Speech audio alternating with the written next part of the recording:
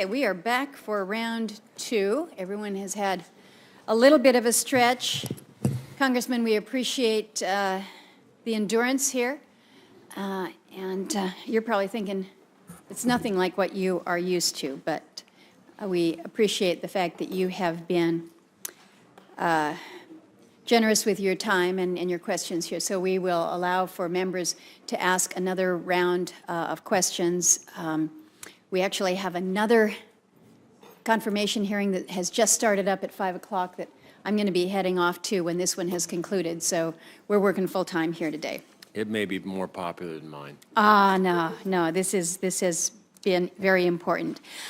Congressman, I want to ask you about an issue that Alaskans care a great deal about, and given the makeup of our lands and the fact that so much of our lands are held in the federal estate under the Alaska National Interest Lands Conservation Act, it specifically provides for a no more clause, and makes very clear that within the state of Alaska, when it comes to those areas that have been withdrawn for public land, that we've done what more than any state should be asked to do, and so it is abiding by a NILCA that is a very, very strong and firm commitment that Alaskans want to see.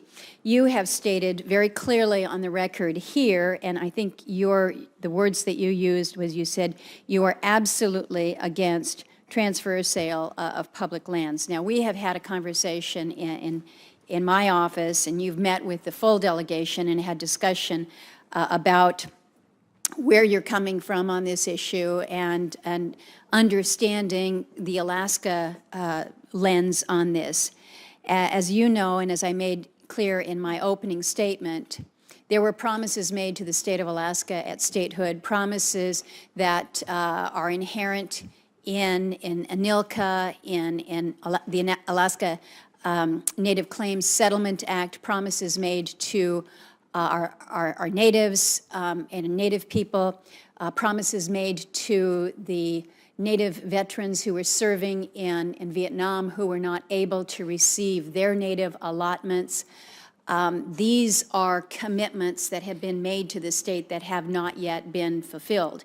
And part of my real mission here in the Senate since I came was to make sure that these promises have been kept. Can you give some assurance to the people of Alaska that when we're talking about these issues, these promises, these commitments that have been made to our state, to our Native peoples, to our Vietnam veterans, that you will work with us to fulfill those promises? Absolutely. And transfer or sale of public land is different than treaty obligations. I am very familiar, thanks to your staff, about the Vietnam issue. They were serving their country and therefore did not have the opportunity.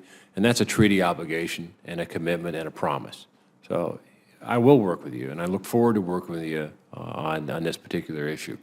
And you understand that the effort, if you will, to address the potential for a state forest is because of the frustration that we have had as a state in gaining access to any viable opportunity for timber harvest within our nation's largest national forest.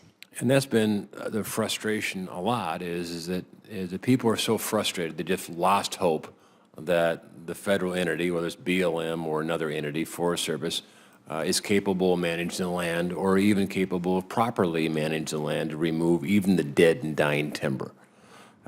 So my job, number one job, is restore trust, that we can. There are, within the Department of Agriculture, there are stewardship programs that allow management, and who's better to manage it? These are collaborative efforts that we should look at about who is in the best position to manage the property. There's a difference between switching title and having the ability to manage. I think we can carefully go through that, and I'll work with you on it. Some is legislative to do it. Well, and when we talk about frustration and we talk about who is best to manage something, another area of extreme frustration right now is with the decision from this administration to basically seize the authority for fish and wildlife management in our parks and in our refuges, even though those authorities are very specifically and very clearly reserved to Alaska under ANILCA. So this is something that, again, I will ask you. I'm assuming that you think that states are better positioned to manage fish and game decisions, and that it's not the federal government. I understand that while you may have not worked that much on subsistence issues, but given the importance of this issue to Alaska, I need to have your commitment to a formal review with the Park Service and with Fish and Wildlife on their regs, and really work with the state of Alaska to get us to a better place when it comes to an approach to the fish and game management decisions within the state. I look very much forward to reviewing, formal review of the process, as well as I look forward to reviewing, our management. Again, from a perspective of my life in management, centralized direction, decentralized execution. That means giving local people, local communities, a say. So there isn't this divide that's occurred.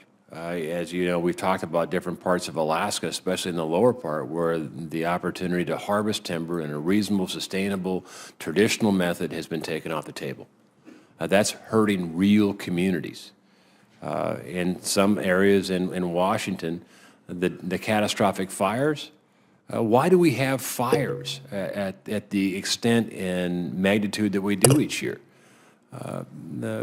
Senator Franken talked about global warming.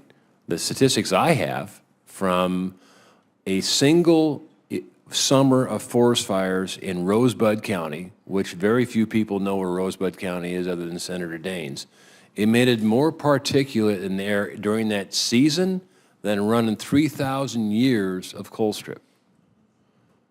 So let's manage our forests, let's manage our fires, let's manage our lands the way it was intended to. That means having the voice of Alaska and the voice of the people that live there. Well, and if I may, when we say how it was intended to, ANILCA lays out very, very clearly, again, the reservation to the state of Alaska with regards to the Fish and Wildlife Management Authority. So look forward to discussing this more with you. Senator Cantwell.